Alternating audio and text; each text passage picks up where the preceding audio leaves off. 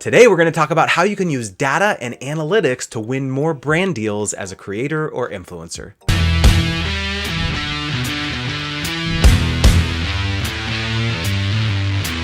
I'm Justin Moore. Welcome to Creator Wizard, your step-by-step guide to the business of being a creator. In this video, you're going to learn why using data and analytics from your social platforms can set you apart from other creators, the key metrics marketers are looking for when they vet potential influencers, and the specific stats you should include in your media kit or brand deal proposals to prove you'll be a good partner. So today we're going to be speaking with Erick Schwab, who is the co-founder and co-CEO of Sylo, which aims to be the influencer marketing standard for data verification and analytics. Welcome, Erick.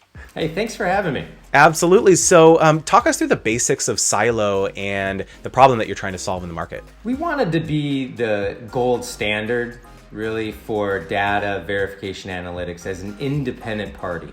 And what I mean by that is away from search, discovery, anything having to do with sort of promoting, right? Work with these people in terms of a technology provider, and in sort of, really establishing what other forms of all forms of media have: television, print, radio, even digital on websites and video pre-rolls.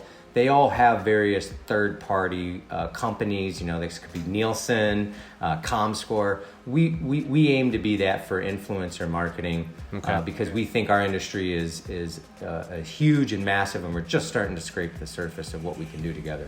Interesting. And I saw that you recently have made some partnerships with some of the traditional or, kind of old media, I don't know if I call it old media, but old media players, right? Like as influencer marketing is rising in prominence, there is this push to try to standardize the industry. And I'm kind of curious your thoughts on what are some of those challenges, because it's been called the Wild West for so long, whether, it's multi-channel networks or, brand deals or things like that. But what are some of the problems that you're trying to solve, in terms of standardization? That there is a lot of people, right, that are very comfortable, and by people, companies, other companies out there that do those all-in-one services, platforms that we talked about, MCNs. I started at that was how I came into it as well. Very familiar. We did all of our own reporting. We were the ones saying, well, here's why we're recommending these people, and here's some data behind it. No, hey, pay us to execute the campaigns, or pay us to log in to use our software so you can manage those campaigns. But then we're then going to provide sort of reporting on how well we did in terms of targeting and serving up the right people. And so standardizing that, right? There's a lot, we're going against the current, right? And what we need, right, honestly, are creators. Creators that value what they're doing, their business, and want to really separate themselves from the fray, that this notion that anybody out there has, quote, this special commodity of influence. It's a rare thing. And we believe that those who possess it should be paying and making a lot more money than they currently are. So I think from a creator perspective, I think that, or just a general kind of cultural, influencer marketing has reached a point of critical mass, I think, in our industry, where people realize, okay, you can make money as an influencer now, right? That may have not been the case 5 or 7 years ago, right? But one thing that I think a lot of people talk about is influencer fraud, right? Whether it's people buying likes or buying followers or buying views on YouTube or things like that. How pervasive is it, in your opinion, based on your experience? Is it as big a problem as a lot of the headlines we see kind of in some of the major trade publications? Yes, it is. On average, we observe month to month about 20% of the content creators that brands work with. And when we typically get introduced to a content creator, it's as a result of a brand saying, okay, we're going to work together. Here's my measurement and auditing arm, Sylo. There's a value proposition in it for them, such as we don't share any content creator's data without their permission. So really all we're doing is providing them more of an automated solution to their reporting and analytics, because look, let's face facts, marketers always want these numbers, and what are they doing? They're calling the creators or emailing or texting them at all day and hours, weekends, whatever it is, right? that's we don't need to be doing that. You guys need to be creating content. So we said, well, we can automate all that so that it's just much faster. But we are seeing, like I said, 20%. Last fourth quarter, we saw a spike that saw it go up to 30%. And look, there's a lot of money on the line, and there's a lot of pressure to deliver bigger and bigger numbers. And so I don't fault necessarily any content creator for doing these things. First of all, websites have been doing this stuff for decades. So let's not talk about it as like point the finger at an individual for trying to make a good living and make a good income.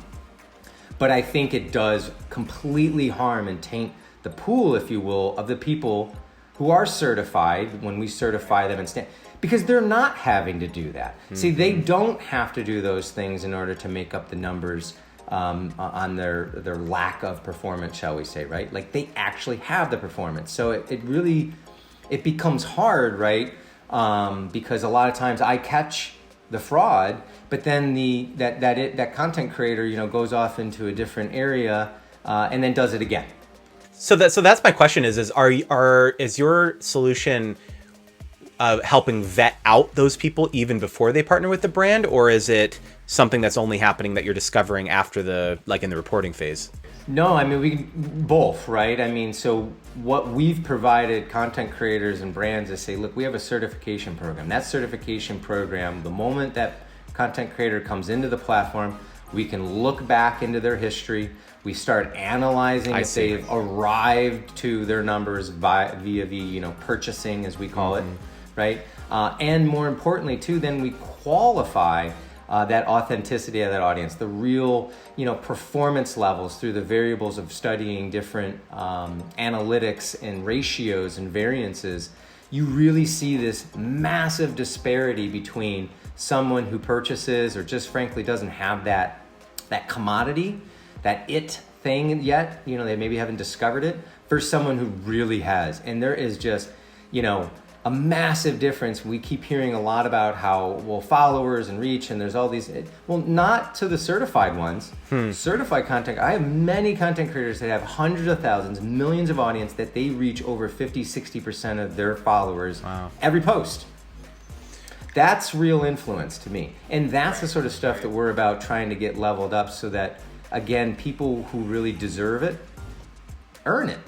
Can you tell the difference between, because I mean, one thing that I think is very popular these days, especially on like Instagram and things like that, are these like loop giveaways, or engagement pods, things like that. How do you tell the difference between someone who's actually out there like buying from another country or something, like inauthentic activity, versus these giveaways where everyone gives away $1,000, or I don't know, there's these types of giveaways.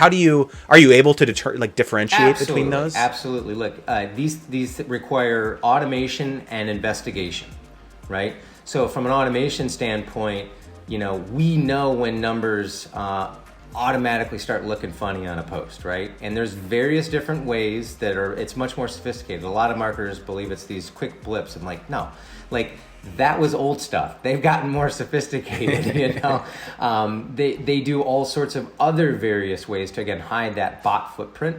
But what we're focused on, right, is when those triggers happen, is to actually go and investigate them, right? They allow our team to then dig in precisely, right, to what is going on, and then we can actually see, oh, look, you know what? They just announced that they're getting married, or they're having a baby, or that explains why you see this anomaly. If you see nothing, and the numbers in our system, we have clear patterns of what purchasing looks like, and it lines right up, and you're like, well, there's no difference in what they've done in their content, not something special that would explain it. It looks exactly like purchasing of likes or comments. Well, that's different than also a loop giveaway, And right. I think there's a fine balance between that, because again, websites have been doing this stuff for a long time, right? But also I think it's more of understanding that nuances so that marketers can just understand, well, okay, are you growing because your content is really that great, or are you growing because you're also incentivizing that audience, which then we see these big declines on.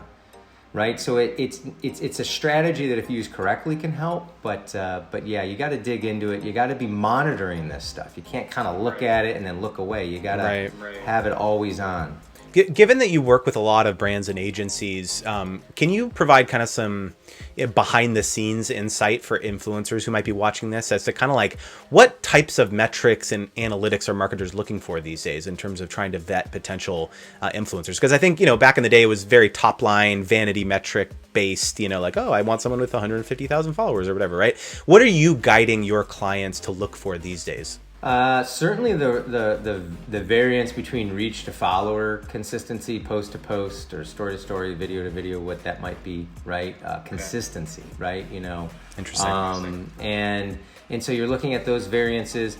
Certainly want to understand engagement, right? But again, you want to put that into context. We like putting it into context much more over the total number of eyeballs, not actually like a follower count, which it doesn't, to me, doesn't make any sense, right? It's like, well, no, I want to know of the people that saw this content, did they engage, and what was that ratio? And again, you want these things in consistencies, because looking at 4 or 5 posts does not tell you a strategy, does not tell you the value and the worthiness of an individual's audience and how sort of connected they are, and do they, again, have that special commodity of true influence, meaning they can actually get people to change their behavior, right? And so to do that, you have to have this like constant monitoring. But I would say I always say this to all the creators, I go, understand those variances, really be focusing on making sure that not just your reach is going up, but also your engagement is, right? They do correlate to one another. So I would say be looking at those correlations. Right? Interesting. That's a lot of what we do in our system, so that we can number crunch for them, right? And be able to more give them insights that they can action on, versus trying to look at a bunch of data and then figure out, okay, well, what's this insight? Right. Trying to get. Speaking of changing behavior, I mean, I think kind of the holy grail of data that influencers can provide to brands is obviously like sales metrics, right? Like, like how many conversions you actually making. But a lot of brands, I think, still consider that data is proprietary, right? I mean, I think, influencers who work on an affiliate basis, often have access to that type of information. But, so much of the market has shifted to flat fee payments, especially with larger influencers, that I think that ability for influencers to showcase like an accurate case study of a partnership has kind of diminished. So like, what would be your advice for influencers for how to kind of make that case with a brand? Like, share this data with me. It's kind of in our best interest. It's mutually beneficial. Here's the challenge, right? Unless you're doing that affiliate deal, that you have a code or you have a direct direct response link. So we're bottom of the funnel here now. Right. We're total bottom of the funnel lead. I agree with you that, you would want, well, in that affiliate deal, they need to share that data. Right. Otherwise, how do you know you're really getting your fair share of what you drove? But more importantly, to sort of level it up to the top, don't dismiss, and I would say to all the creators, I go, look, television has attribution modeling, right? They attribute, sales to various different media activations. Now, the problem in influencer marketing is we only have a small little lens that we're looking at, right? We're only seeing that influencer activation. But we all know these brands are buying display ads. They may be buying, out of home. There's a various new, communication strategies and media being bought. And what we need to do, and we're doing, like, to help our content creators, is say, we want to build the right attribution modeling so that those eyeballs that you reached, and you got engagement, you can properly attribute that client sales to, right? And say, well, I know with a high confidence interval, plus 95%, right? Because at the end of the day, the brand managers and the media people at the clients, they're the ones that have to buy into these models, right? They have to trust them. And what they want to know is what's going into them, how is it being calculated? And one of the challenges has always been, well, again, going back to it, a client doesn't want to share all their media, with you. Right. But they can do it in a way where, that's where the industry is heading towards, right? Is being able to work together to get there, right? And that happened, like, again, television's a prime example. That's what they're doing, is attribution modeling. And so I would say that's where we need to go to. Because then when we can finally really show what the power of influencer marketing is inside their marketing channels, not just at the top, the middle, like how it all works together, right? You know, when you use influencers, not just for awareness, but then middle of the funnel, and then yes, affiliate deals as well, and how they all work together. Because in our world, we want more money coming in here. We have the eyeballs. We have all the eyeballs. We just have to start working together here. Right. Interesting. Yeah. I mean, I think there is kind of this halo effect too. Like even if you think about normal consumer behavior, if you're like watching a YouTube video and someone talks about a product or something, what do? You open up a new tab and you Google it. You Google the brand name or something, right? So you're not always necessarily clicking the bit.ly link or using the discount code or whatever, right? So there is, I think smart brands understand that and are able to build that into their modeling to understand that there may not be, you know, explicit redemptions to the code, like, you know, in a foolproof manner. But I think that's a really interesting point. I mean, so if you had to lay out like maybe 4 to 5 kind of compelling metrics that you think an influencer should be including in their media kit or in a proposal to a brand, what do you think they would be? I mean, obviously, I think it depends on what the brand's KPIs are for that particular campaign, obviously, but what is it like? Is it like engagement rate? Is it click-through rate? I mean, there's all sorts of like new metrics that YouTube it seems to be adding every day. Like now they have impressions, you know, and things like that. So like, what's your counsel to influencers about what they should be focusing on these days? Focus on the media, you know, be more, you know, again, marketers in all these other forms, you just mentioned it, they buy impressions, you know, they buy eyeballs, right? So what the content creator is doing is showing, hey, look, if you want these eyeballs, this consumer, you need to be able to show who you really reach, right? Who you engage.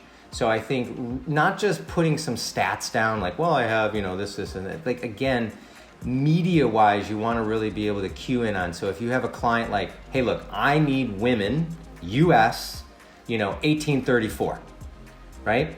So if you are a content creator who has that audience in spades, that's what you need to be putting forward. Here's how many impressions I can deliver you, not just on custom produced content, but I do overall. I do a lot of content. We find that 92% of a given month's content creator, like of all their content, only 8% is branded. That means 92% of everything they're doing is native, just good content, right? Show that. Show how many impressions you have. If I was a website, that's what I do. I show, here's how many, you know, total visits and uniques I get. That's reach. Here's how many impressions I can deliver. Here's how long people stay on my site.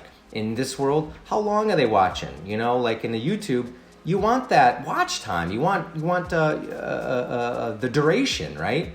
Do you think that people should highlight the performance of their non-sponsored content versus their sponsored? Because I've seen some brands ask for that, like, oh, does your sponsored assets perform worse than yeah, like, so yeah, talk about benchmarking. Like, provide those benchmarks, provide those impression benchmarks, and you can break them out for, you know, branded, non-branded.